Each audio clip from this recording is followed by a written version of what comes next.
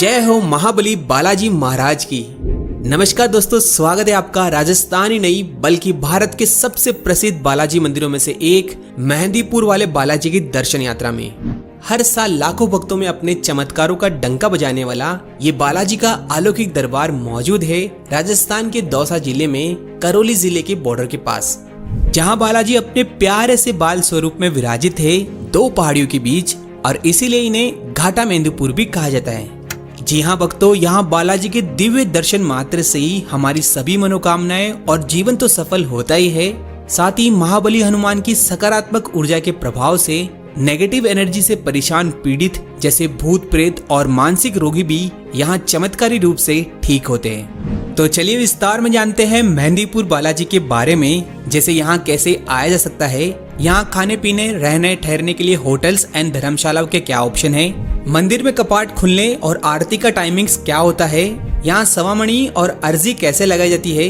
इतना ही नहीं, यहाँ आने से पहले और जाने के बाद कौन से नियमों का पालन करना चाहिए, साथ ही कितने दिन का टूर प्लान और बजट के बारे में, और दर्शन करेंगे बालाजी के अलावा कुछ और प्रमुख मंदिरों के, जैसे राम दरबार मंदिर, समाधि वाले बाबा, 3 पहाड़ शक्ति स्थल, 7 पहाड़, माता अंजनी धाम और गगनचुंबी हनुमान जी की इस विशाल प्रतिमा की भी।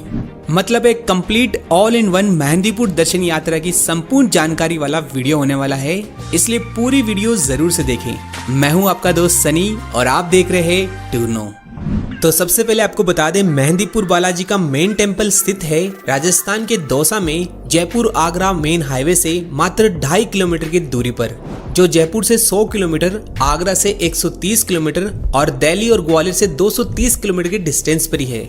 अब यहाँ आने के लिए सबसे बढ़िया ऑप्शन है अपने पर्सनल व्हीकल्स यानी निजी वाहन लेकर आना। जी हाँ, स्पेशली नॉर्थ इंडियंस के लिए यहाँ दौसा से newly made Delhi Mumbai express highway भी गुजरती है और आगरा जयपुर हाईवे तो है ही, इसलिए रोड कनेक्टिविटी मेहंदीपुर के लिए काफी अच्छी है, जहां आपको पार्किंग की व्यवस्था भी मेहंदीपुर में 100 से 150 रुपए में इजीली मिल जाएगी। सेकेंड ऑप्शन है बाय ट्रेन। तो यहाँ का नजदीकी रेलवे स्टेशन एक दौसा स्टेशन 50 किलोमीटर दूर और दूसरा बांदीकुई स्टेशन जो मंदिर से ओनली 30 किलोमीटर की दूरी पर है। यहाँ से आसानी से आपको मंदिर के लिए 50 से 60 रुपयों में लोकल बसेस और जिप्स मिल जाएगी।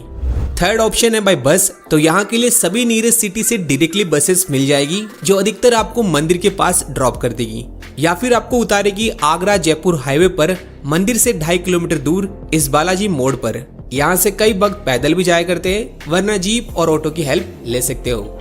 लास्ट यहाँ का नजदीकी एयरपोर्ट जयपुर ही होने वाला है, जहाँ से कैब्स और बसेस में मंदिर तक आया जा सकता है।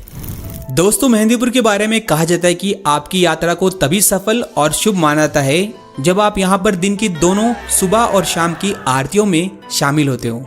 इसलिए जब भी आप मेहंदीपुर प्लान करो, कोशिश कीजिए आप एक दिन पहले रात्रि को यहाँ आ जाओ, ताकि आप यहाँ आकर होटल्स और धर्मशालाओं में फ्रेश होके सुबह अर्ली मॉर्निंग की आरती में शामिल हो सको।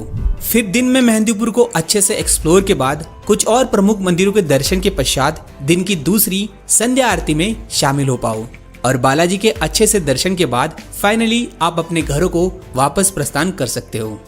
चलिए अब बात कर लेते हैं मंदिर की टाइमिंग्स और सबसे जरूरी आरती के समय के बारे में। तो सुबह की पहली आरती का टाइम है सवेरे 6 बजे से 6:40 तक, वहीं शाम की आरती का टाइम है संध्या 6:30 से 7:10 तक। यहाँ ध्यान देने वाली बात यह है कि सुबह और शाम दोनों आरतियों के वक्त किसी भी भक्त को मंदिर में प्रवेश नहीं दिया जाता, बल्कि सभी श्रद्धालु मंदिर के बाहर से ही प्रभु के दर्शन करते हैं और आरती के टाइम यहाँ का माहौल बहुत ही सुखद और भक्तिमय होता है। सुबह की आरती के बाद सबसे पहले भक्तों के लिए कपाट खुलते हैं 7 बजे से 11 बजे तक। फिर बालाजी के राजभोग के समय 11:30 से 12 बजे तक पट बंद होते हैं। उसके बाद फिर वापस दोपहर की 12 बजे से शाम 6:30 तक दर्शन कर सकते हो। फिर शाम की आरती के बाद 7:10 से रात्रि 9 बजे तक दर्शन और किए जा सकते हैं, जिसके बाद मंदिर के कपाट बंद कर दिए जाते हैं।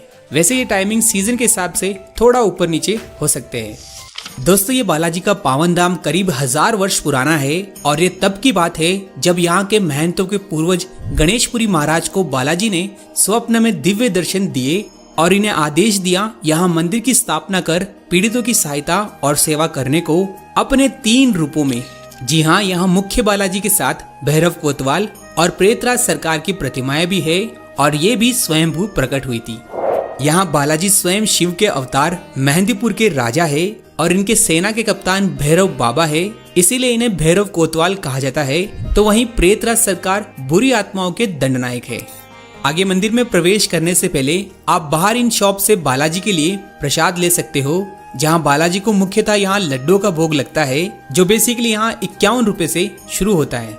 वैसे यहाँ भैरव कोतवाल और प्रेतराज सरकार को भी अलग भोग लगता है, जिसमें भैरव कोतवाल को प्रिय है स्पेशली उड़द की दाल से बनी मिठाइयाँ और दही बल्ले और गुलगुले का भोग। वहीं प्रेतराज सरकार को खीर या पके हुए चावल का भोग विशेष प्रिय है। चलिए अब हम लाइन से चलते हुए बालाजी का नाम लेते हुए आगे बढ़ते हैं धीरे धीरे, और फिर फाइनली दर्शन होते हैं बालाजी के दिव्य बाल स्वरूप के, जिनके लेफ्ट में सीताराम जी और राइट में भोलेनाथ भी विराजमान है। वहीं बालाजी की छाती के पास एक छोटा सा छिद्र है, जिससे हमेशा चमत्कारी जल टपकता है।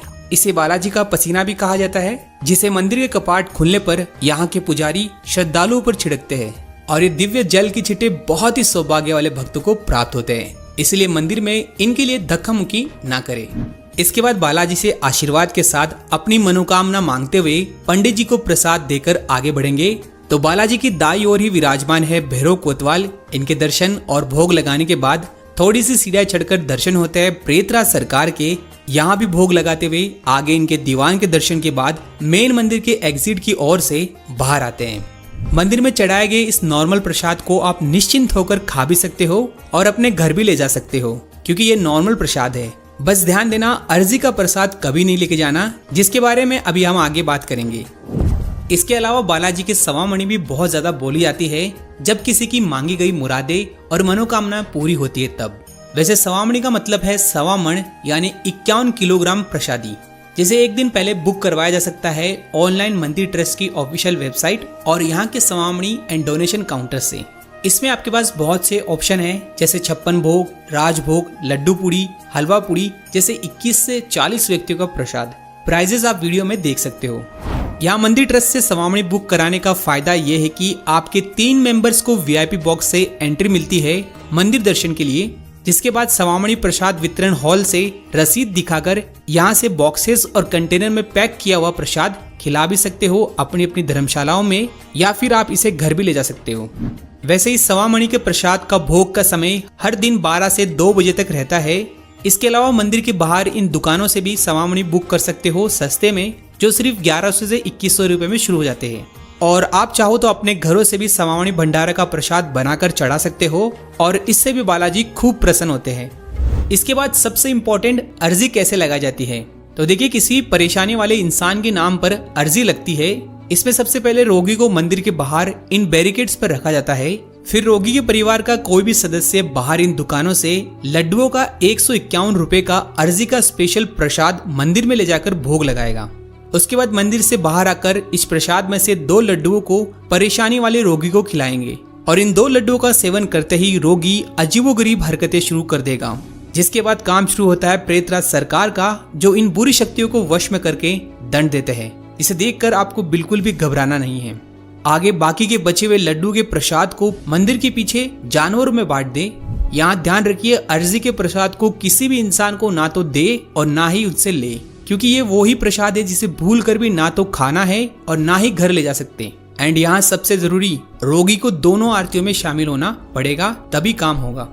नेक्स्ट, मेहंदीपुर आने से पहले यहाँ का सही तरीका और कुछ नियमों का भी पालन करना चाहिए हमें। जैसे यहाँ आने से 1 सप्ताह पहले ही सभी प्रकार के तामसिक चीजें जैसे मांस, अंडा, शराब, प्याज, लहसुन का त्याग करना चाहिए, और यहाँ से जाने के 1 महीने बाद या जितना हो सके उतना दूर रहना चाहिए इनसे। यहाँ मंदिर में इन अजीबोगरीब हरकतें करने वाले व्यक्तियों पर ज्यादा फोकस ना करें, सिर्फ मन में बालाजी का नाम लेते रहिए, और ना ही आपको इन बैरिकेड्स यानी जाली पर लगे तालों और बांधे हुए धागों को छूना है। यहाँ तक कि 500 रुपए भी पड़े मिले तो उन्हें उठाना नहीं है।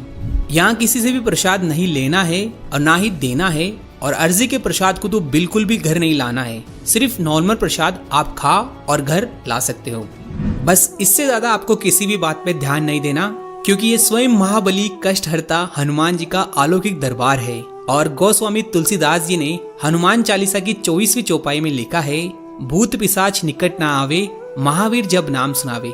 अर्थात हनुमान जी का मात्र नाम लेने से ही भूत प्रेत जैसी नकारात्मक शक्तियाँ आपके पास भी नहीं आ सकती। तो फिर मेहंदीपुर बालाजी तो एक पावन धाम है, इसलिए किसी से भी डरना और घबराना नहीं है। बस YouTube पर व्यूज और पैसों के लिए फालतू में फेक इंफॉर्मेशन और मिसगाइड किया जाता है कि ये मत करो, वो मत करो, यहाँ मत देखो, वैसा मत करो। क्यों भाई, क्या दिक्कत है? प्रभु के घर में कभी ऐसा हो सकता है? नहीं ना। इसीलिए आप निश्चिंत रहकर दर्शन करो। इसी के साथ मेहंदीपुर के वातावरण में हनुमान चालीसा का पाठ करने में भी एक अलग ही अनुभव मिलता है। वर्तमान में बालाजी की मुख्य मंदिर का न्यू कंस्ट्रक्शन का काम अभी भी चल रहा है, जो आने वाले टाइम पर और भी अच्छे दर्शन की सुविधा के साथ कई मॉडर्न एमिनिटीज से युक्त होगा। तो चलिए अब बालाजी के मंदिर के अच्छे से दर्शन के बाद आप बचे हुए समय में देख सकते हो सबसे पहले बालाजी के जस्ट सामने श्री राम दरबार को। जी हाँ, ये ब्यूटीफुल सफेद संगमरमर का भव्य कलाकारी वाला अलौकिक मंदिर है, जिसमें बहुत ही सुंदर सीताराम जी की प्रतिमा है, मानो साक्षात प्रभु ही हो, जिनकी बाई और राधा कृष्ण जी भी विराजमान है। नेक्स्ट आप इसी राम दरबार के पीछे की तरफ मौजूद यहाँ के सबसे पहले महंत पूजनीय गणेशपुरी महाराज का समाधि स्थल दर्शन कर सकते हो, जिन्हें समाधि वाले बाबा के नाम से भी जाना जाता है। जहाँ भक्तों की लंबी कतारें इस स्थान का महत्व का डंका बजाती है, वहीं बाबा को प्रसन्न करने के लिए यहाँ दीपक और जलेबी का भोग लगाया जाता है और यहाँ आपको डिब्बों में बालाजी का जल भी मिलता है। इसी के साथ समाधि स्थल का भी न्यू कंस्ट्रक्शन का काम चल रहा है, सर्कुलर शेप की गार्डन्स के साथ। आगे वापस मेन बालाजी मंदिर से आते वक्त पहली राइट साइड की गली से रास्ता जाता है प्राचीन 3 पहाड़ी शक्ति स्थल को, जो बेसिकली ग्रुप ऑफ टेम्पल्स है इसी पहाड़ी पर, जिनमें 3 प्रमुख मंदिर है। ये मुख्य बालाजी मंदिर से 1 किलोमीटर की चढ़ाई यानी 20 से 30 मिनट के आसपास की चढ़ाई करनी होती है, जिसकी शुरुआत होती है इन छोटी छोटी संकड़ी गलियां और दुकानों से होते हुए। यहाँ कुछ सीढ़ियां चढ़ने के बाद पहला प्रमुख मंदिर आता है माँ काली का प्राचीन स्थल, जहाँ पर सिर पर रखकर नींबू काट कर नजर उतारी जाती है। इसके बाद थोड़ी और दूरी पर आता है दूसरा प्रमुख स्थल माता अंजनी का मंदिर। यहाँ पर संतान प्राप्ति के लिए भक्त आते हैं। आगे ढेरों संतों की समाधि स्थल क्रॉस करके लास्ट 3rd टेम्पल पे आते हैं, जो है पंचमुखी हनुमान जी का, और यहाँ पर भी बंधन निवारण का इलाज किया जाता है। वैसे यहाँ ऊपर से पूरे मेहंदीपुर के एरियल व्यू के नज़ारे लिए जा सकते हैं। नेक्स्ट 3 पहाड़ी से उतरकर आप विजिट कर सकते हो पूरे मेहंदीपुर से दिखने वाले हनुमान जी की इस 151 फीट ऊंची विशाल प्रतिमा को, जिसके नीचे राक्षसी मुंह वाली गुफा भी देखी जा सकती है, जिसमें हनुमान जी से जुड़ी घटनाओं को अच्छे से दर्शाया गया है। वैसे ये लोकेशन सेल्फी और फोटोशूट के लिए फेमस है, तो आप भी यहाँ फोटो जरूर से क्लिक कीजिएगा। यहाँ के बाद आप बालाजी के पीछे की ओर पहाड़ी पर स्थित 7 पहाड़ी शक्ति स्थल भी देख सकते हो, लेकिन ये 3 पहाड़ी से बहुत ही मुश्किल है, क्योंकि एक तो बहुत दूर है, ऊपर से सीढ़ियां भी नहीं है, सिर्फ खराब पथरीला रास्ता है। बट यहाँ की भी मान्यता है, और यदि आस्था है तो ये भी जरूर देखिएगा। वैसे ये ऑफबीट एडवेंचर ट्रैकिंग वाला रास्ता है, जिसका मजा मानसून में आता है। और ये 7 पहाड़ी पे 7 प्रमुख मंदिर है, शेषनाग मंदिर, अंजनी माता, बालाजी, काली माता, चामुंडा माता, गोरखनाथ जी, और आखिरी 7वां मेन महादेव का प्राचीन मंदिर, जहाँ पर एक विशाल चट्टान भी है बालाजी की। इसके बाद लास्ट आप देख सकते हो अंजनी माता का न्यू टेम्पल, जिसे मुक्तिधाम भी कहा जाता है, जो मुख्य बालाजी से 1 किलोमीटर दूर मेन रोड पर ही है, जहाँ खूबसूरत हिमालय पर्वत, अशोक वाटिका और माता अंजनी का मंदिर दर्शनीय है। आफ्टर दिस यहाँ होटल्स एंड धर्मशालाओं में बहुत से ऑप्शन है, इसलिए इजीली मिल जाएगी, जिसमें धर्मशालाएं 200 से स्टार्टिंग होती है, वहीं होटल्स में 400 और एसी रूम 700 से स्टार्ट होते हैं। इनमें धर्मशालाओं में आप कोलकाता धर्मशाला, बॉम्बे धर्मशाला, अंजनी नंदन धर्मशाला, श्री हनुमान सेवा सदन, शिव धाम आश्रम, जय श्री राम धर्मशाला, सेवा कुंज धर्मशाला और श्री मेहंदीपुर बालाजी सेवा ट्रस्ट जैसी धर्मशालाओं में ठहर सकते हो। वहीं होटल्स में Surya villa resort, Vinayak palace hotel, hotel Surya in, the Vedanta सेवा होटल, श्री बालाजी होटल और बंजारा धाम जैसी होटल्स को चेकआउट कर सकते हो। बस कोशिश कीजिए मंदिर से ज्यादा पास बुक ना करें, क्योंकि ये थोड़े महंगे होते हैं। और बात करें खाने पीने की, तो पूरे मेहंदीपुर में आपको शुद्ध बिना लहसुन प्याज का खाना मिल जाएगा। वहीं बजट में एक जने का खर्चा 1000 से 2000 में निकल जाएगा और अच्छे से दर्शन कर सकते हो। मेहंदीपुर में हर साल चैत्र मास की पूर्णिमा को हनुमान जयंती को भव्य मेला लगता है, जिसमें भक्तों की भीड़ जबरदस्त होती है। इसी के साथ हर मंगलवार और शनिवार को बहुत ज्यादा भीड़ होती है ऑर्डिनरी डेज के कंपैरिजन में। इसीलिए यदि आपके साथ छोटे बच्चे या बुजुर्ग हो तो आप भीड़ से बचिएगा। इस वीडियो में इतना ही। उम्मीद है आपकी यात्रा सफल हो। मिलते हैं और किसी दर्शन यात्रा में। तब तक जय श्री बालाजी, जय हिंद।